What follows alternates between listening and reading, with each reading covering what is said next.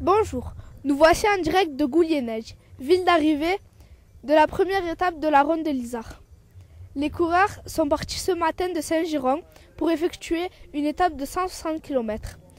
Bonjour Jason, peux-tu nous parler de cette étape? Bonjour Ayet.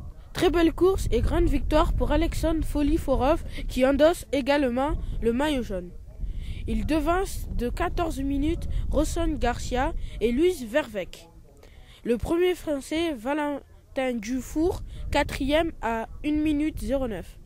Alexandre Foliforov endosse également le meilleur grimpeur et le maillot vert. Merci Jason. On retrouve Monsieur Guy Sens, président de la ronde de l'Isard, qu'a rencontré notre reporter Calvin au départ de Saint-Giron. Bonjour, Monsieur Guy Sens. Je m'appelle Calvin, je suis de l'association Mediapitude. Je voudrais vous poser des questions. En quelle année la ronde de l'Isard a été créée et par qui? Ça fait 37 ans qu'elle a été créée. Donc là, aujourd'hui, c'est la 37e édition qui va démarrer à midi de Saint-Giron. Donc ça fait 37 ans qu'elle existe. Et elle est créée par qui? Elle a été créée par le président de la foire exposition à l'époque, qui s'appelait Monsieur Damas, et qui a créé la ronde de l'Isard. Voilà. D'accord, merci. Quelle est la particularité de la ronde? La particularité à la ronde, c'est que c'est des moins de 23 ans, c'est des jeunes de moins de 23 ans, qui passent l'année suivante professionnelle et que l'on peut voir après sur les routes du Tour de France. Et ces coureurs, bon, c'est les meilleurs pratiquement qui sont dans le monde entier. Quel est le plus grand coureur à avoir participé à cette course? Alors, les plus grands coureurs, bon, il y a eu des Vauclair, il y a eu des Jalabert, il y a eu des Virenque et d'autres quoi. Et récemment, bon, il y a Geniès qui est un très bon coureur de la Française des Jeux, et Lissolde par exemple, qui est aussi un très bon coureur de la Française des Jeux. À votre avis, quelle sera l'étape la plus difficile de cette année? L'étape la plus difficile, je crois qu'elle va être.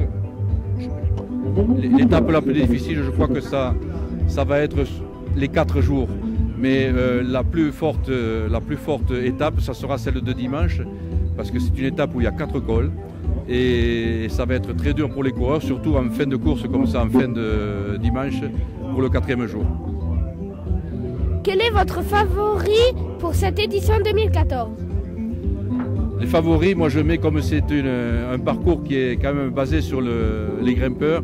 Je pense que la Colombie sera favori. Ils ont gagné déjà l'an dernier et je crois que cette année encore ils sont venus avec l'intention de gagner encore la ronde, autant au maillot meilleur grimpeur que le maillot jaune. Sur quelle étape va se jouer la course? L'étape va se jouer, je crois que c'est les 4 jours, mais samedi il y a un contre-la-montre par équipe qui risque à renverser le leader du maillot jaune, le leader, porteur du maillot jaune, et puis après ça risque à se jouer le dernier jour également. Merci. On enchaîne avec l'étape de demain en compagnie de Nicolas de Radio Vélo. Oui, Ayat, je suis avec Nicolas de Radio Vélo qui va nous présenter l'étape de demain. Bonjour Nicolas. Et bonjour Calvin.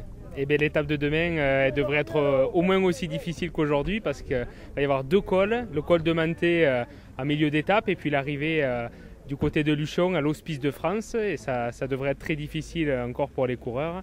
Ils partent de Muret. Muret, c'est pas loin de chez Media Pitchoun. Et normalement, on devrait retrouver les mêmes favoris qu'aujourd'hui. Il y a un Russe qui a gagné devant un coureur de l'Équateur.